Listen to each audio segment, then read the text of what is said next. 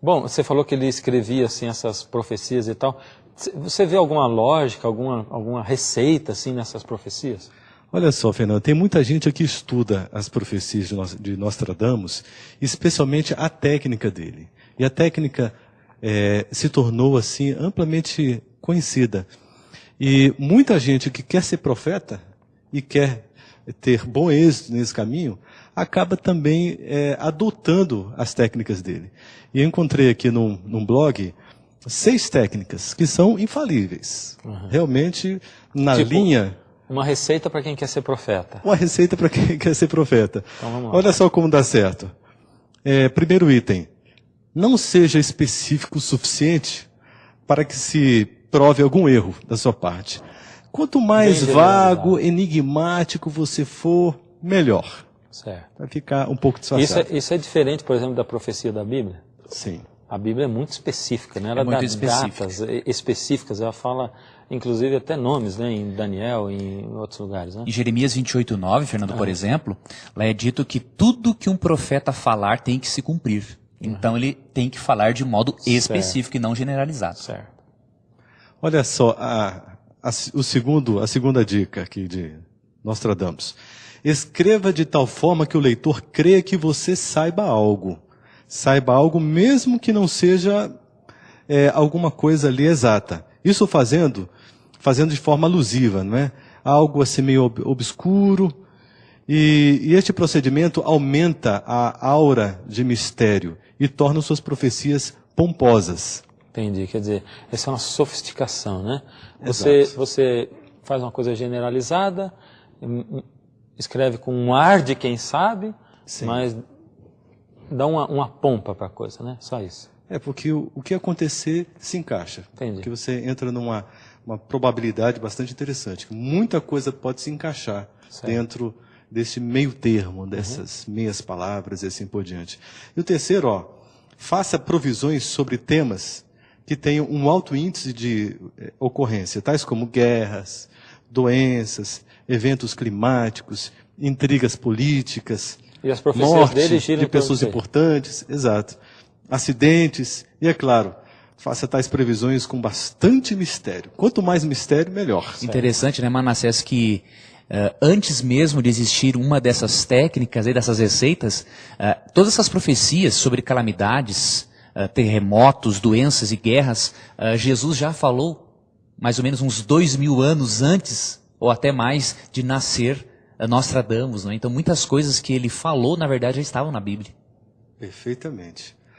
Olha o quarto aspecto aqui. Se você fizer bastante profecias, alguma delas vai ter que acontecer, pela probabilidade, né? Então, se você atirar bastante barro na parede, um pouco dele se fixará. Sei. E aí, quer dizer, um pouco dele. Isso está querendo dizer, por exemplo, que nem tudo do que se fala, do que ele falou, se cumpre, ou do que essas profecias falam. Perfeitamente. Porque nós estamos falando do Nostradamus, mas isso se aplica a outras coisas também, Perfeitamente. né? Você tem uma estatística assim de quanto da profecia deles cumpriu, percentual? Olha, dizem que 5%. 5%. É uma porcentagem um tanto quanto pequena. Né? Se me dessem 5% de chance de vida, eu ia ficar bem preocupado. E com razão. Próximo. O quinto item. Com o objetivo de atingir a credibilidade, inclua algumas profecias ex post facto. Ou seja, eventos que já aconteceram, então você, em seguida, lança uma profecia dizendo que isso vai acontecer, mas as pessoas simples não sabem que aquilo já aconteceu e elas vão confundir, né, a profecia com o fato que já ocorreu. Você põe numa profecia coisas que aconteceram e coisas que você está dizendo que vão acontecer. Exatamente. Entendi. Né? E a última técnica aqui. Ressuscite algumas de suas profecias que tenham falhado.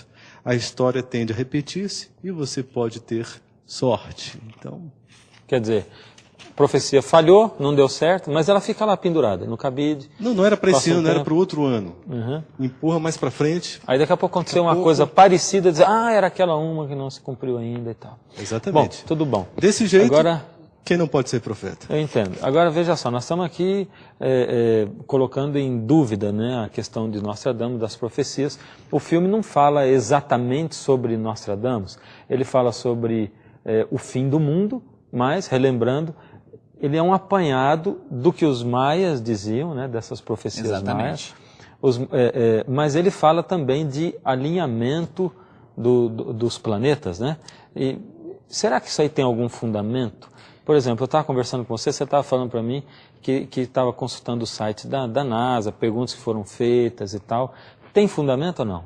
Olha, a NASA fala realmente, Fernando, de um alinhamento que vai ocorrer em 2012 entre o Sol e o centro do universo, diríamos assim. Uhum. Só que a NASA está recebendo muitas perguntas em cima deste assunto por causa do filme 2012. Sim. Só que a NASA não dá nenhum posicionamento científico indicando, por exemplo, que esse alinhamento vai provocar o fim do mundo.